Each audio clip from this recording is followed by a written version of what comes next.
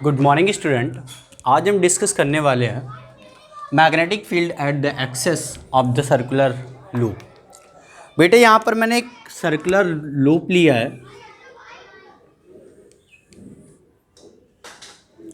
जिसकी रेडियस मान रखी है स्मॉल ए और ये इसका सेंटर है। इस सेंटर से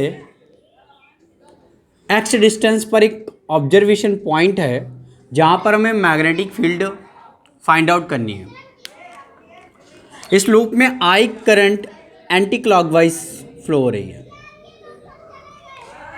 अगर इसमें I current circular loop 3D है, ध्यान से देखें, ऐसा होगा कुछ सर्कुलर लूप इस टाइप का है। करंट ऐसे फ्लो हो रही है, सॉरी ऐसे एंटी क्लॉकवाइज फ्लो हो रही है। अब यहाँ पर एक करंट एलिमेंट लिया है हमने, ये अपना करंट एलिमेंट है डीएल। बेटा अगर हम देख रहे होंगे तो ध्यान से देखें, इस टाइप की सर्कुलर रिंग हो गई जिसका करंट एलिमेंट ये रहा और इस रिंग से आर डिस्टेंस पर यानी कि ये ऐसा कुछ, तो ये इस पर क्या है, परपेंडिकुलर है। इसका मतलब अगर इस करंट एलिमेंट के कारण इस पॉइंट पर हम मैग्नेटिक फील्ड फाइंड आउट करें तो जो करंट एलिमेंट है और आर वेक्टर है इनके बीच एंगल 90 बन रहा होगा। ध्यान समझे, कुछ बाहर की ओर होगा, ये रिंग ऐसे रखी हुई है तो करंट एलिमेंट की डायरेक्शन करंट की डायरेक्शन में होती है तो बाहर की ओर होगी, और इससे ये ऐसे करंट एलिमेंट ये रहा और ये आर रहा अपना, तो एंगल कितना बना रहा है, 90।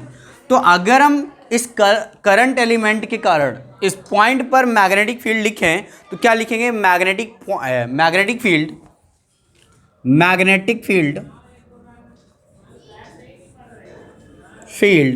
Eight point P due to current element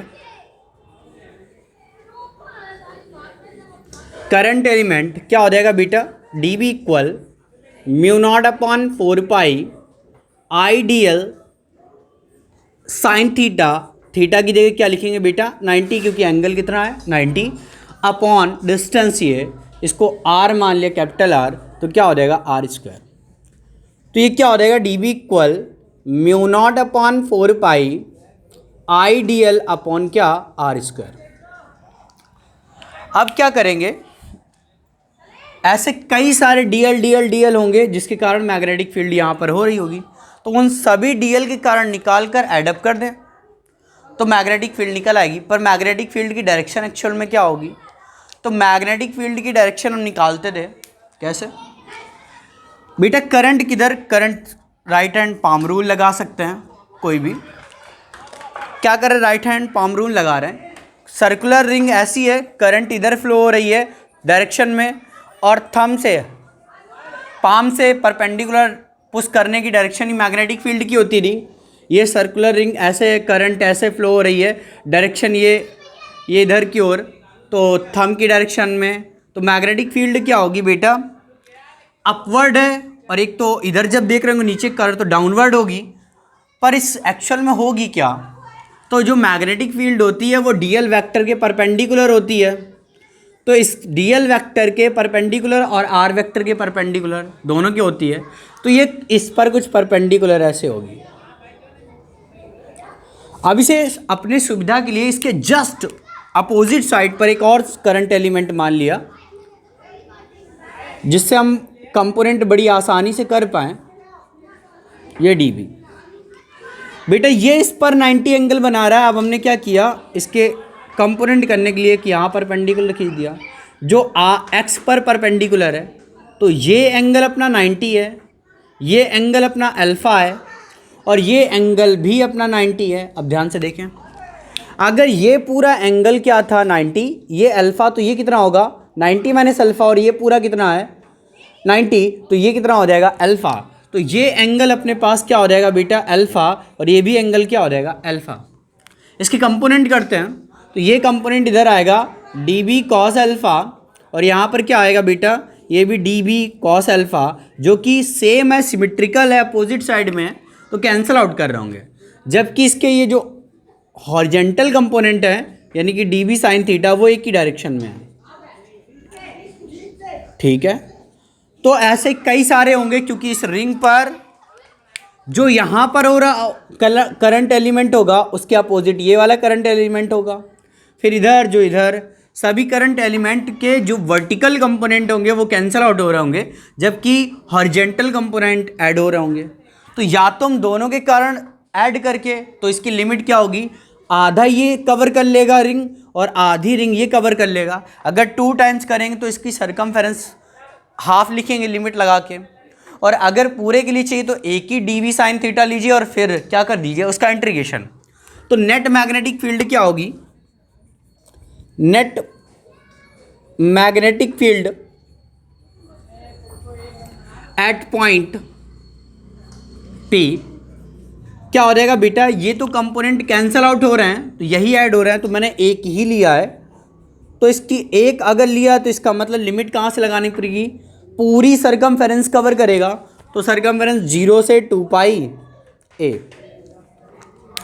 अब यहाँ डी वी की वैल्यू पुटअप कर दीजिए, तो बी बराबर क्या आ जाएगा, mu not upon 2 pi A, sorry 2 pi A, 0 to 2 pi A, mu not upon 4 pi I D L upon R square into sine alpha. बेटा कांस्टेंट क्या क्या है, तो अल्फा कांस्टेंट है, ओके, म्यू नॉट भी कांस्टेंट है, 4 पाई भी constant है, करंट कांस्टेंट फ्लो हो रही थी, ये डिस्टेंस भी कांस्टेंट है। इसका मतलब अपने पास वेरिएबल्स क्या है, डी एल, क्योंकि डी एल करके बहुत सारे बने हैं। तो हमें इंटीग्रेशन केवल किसका कराना है, म्यू नॉट अपॉन 4 पाई तो बाहर हो गया, आई अपॉन आर स्क्वायर बाहर हो गया, साइन अल्फा भी बाहर हो गया, इंटीग्रेशन किसका कराएंगे, डी एल का, लिमिट 0 से 2 पाई। बेटा यहाँ साइन अल्फा की यहाँ से वैल्यू निकालें तो हम जानते हैं कि परपेंडिकुलर अपॉन हाइपोटेनियस यानी कि ए अपॉन आर आएगा। तो बी बराबर क्या आ गया, mu not upon 4 by I upon R square, और यहाँ पर परपेंडिकुलर अपॉन हाइपोटेनियस यानी कि आर, और यहाँ पर डी एल का इंटीग्रेशन क्या होगा बेटा एल, और लिमिट 0 से 2 पाई ए। अप्लाई कर दी लिमिट, तो यानी mu not upon 4 pi I upon are cube into a, यहाँ पर लिमिट 2 पाई ए माइनस क्या आएगा 0, तो बी इक्वल क्या आ जाएगा बेटा, mu not upon 4 pi I upon are cube into A into 2 pi A, 2 pi से 4 पाई कैंसिल 2 टाइम्स बार, तो म्यू नॉट अपॉन क्या आ जाएगा 2 आई ए स्क्वायर अपॉन क्या बेटा आर क्यूब। अब अगर आर की वैल्यू निकालनी चाहें तो पाइथागोरस थ्योरम से निकाल सकते हैं, ये निकलेगी ए स्क्वायर प्लस एक्स स्क्वायर। तो यहाँ पर आर की वैल्यू सब्स्टिट्यूट कर देते तो आंसर आता mu not upon 2 pi I upon R की जगह क्या, A square plus X square की पावर 3/2 इंटू ए स्क्वायर।